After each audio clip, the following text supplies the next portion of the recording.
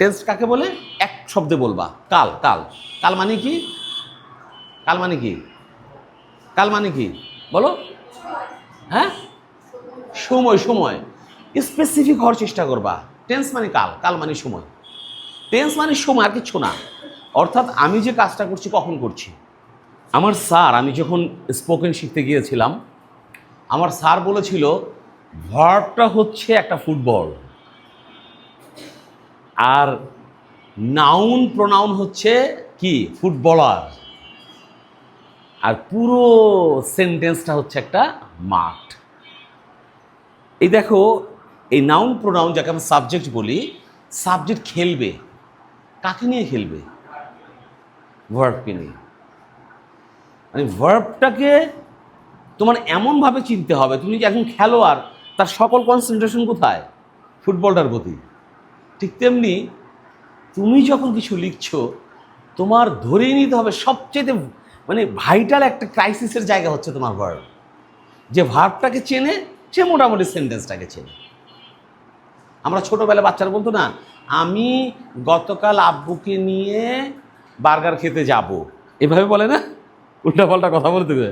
আবার বলে আগামীকাল আমি ভাত খেয়েছিলাম, এইভাবে বলে বাচ্চারা। অর্থাৎ ভার্বের সাথে তার মানে সম্পর্কটা গড়ে ওঠে নাই। এই ভার্বটা নির্ধারণ করে পুরো টেন্সটাকে। টেন্স কাকে বলে? এক শব্দে বলবা, কাল। কাল কাল মানে কি? কাল মানে কি? কাল মানে কি বলো? হ্যাঁ, সময়। সময় স্পেসিফিক হওয়ার চেষ্টা করবা। টেন্স মানে কাল, কাল মানে সময়। টেন্স মানে সময়, আর কিছু না। অর্থাৎ আমি যে কাজটা করছি কখন করছি। তুমি যদি এ ব্যাপারে একটু একটু ডেফিনেট হইতে পারো, তাহলে তুমি কিন্তু ইজিলি কথাগুলো বলতে পারবা। আমরা টেন্স তো পড়েছি, যে টেন্স, যে ক্রিয়ার সংগঠিত হওয়ার সময়টাকে আমরা টেন্স বলি। অর্থাৎ ঘটনাটা কখন ঘটলো। এরপরে টেন্সের আমরা 3 ভাগ করেছি, present, past, participle.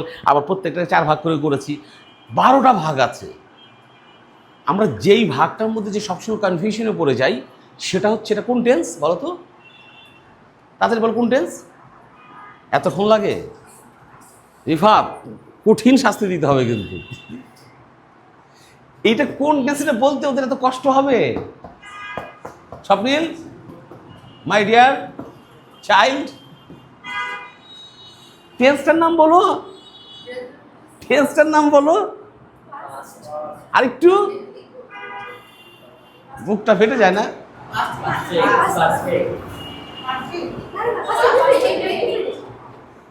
Past indefinite. পাস্টের প্রথমটা, পাস্টের প্রথমটা। পাস্ট ইনডিফিনিট টেন্স চেনার সহজ উপায় হচ্ছে, সারা জীবন মনে রাখবা, অতীতের একটা সময় উল্লেখ থাকবে। এটা আইদার ইয়েস্টারডে, লাস্ট ফ্রাইডে 1986, একটা সময় থাকবে। লাস্ট মানডে একটা সময় থাকবে। ইয়েস্টারডে, মর্নিং, লাস্ট নাইট একটা সময় থাকবে। সেই সময়টা থাকলে তুমি চোখ বন্ধ করে বলে ফেলবে এটা পাস্ট ইনডিফিনিট। এখানে সময়টা কি ছিল? The day before yesterday. না, দ্য ডে বিফোর, এই ফ্রেজটা শিখো। বল the day before yesterday. The day before yesterday. The day before yesterday মানে কি? গত পরশু। মানে হচ্ছে গত পরশু। ইয়েস্টারডে মানে গতকাল, তার আগে, গতকালের আগে। তাহলে ডে বিফোর ইয়েস্টারডে হচ্ছে গত পরশু। এটা স্পেসিফাই করা হয় বলে তার আগে দা বসে, দ্য ডে বিফোর ইয়েস্টারডে। তাহলে আমি অতীতের একটা সময় পেয়ে গেলাম। তাহলে অতীতের সময় পেয়ে গেলে আর কিছু চিন্তা করার দরকার নেই। কি হবে? Past indefinite. পাস্ট ইনডিফিনিটের ভার্বের ফর্মটা কি হবে আব্দুল্লাহ? পাস্ট ইনডিফিনিটের ভার্ব কোন ভার্ব হবে? ভার্বের তো আমরা জানি 3টা শ্রেণী থাকে, প্রেজেন্ট, পাস্ট, পাস্ট পার্টিসিপল। আমার সাথে বলো, present, past, past participle. Present, past, past participle. Do, did, done. করি, করেছিলাম, করেছি। রাইট, লিখি, রোট, লিখেছিলাম। আর রিটন, লিখেছি। এই ভার্বগুলোতে তোমাকে বারবার কনফিউজ করবে। এটা আমি রিফাতকে বলবো আরো স্পেসিফিক করে দিবা। এই যে করেছিলাম আর করেছি, করেছিলাম আর করেছি, পার্থক্যটা খুব সুন্দর।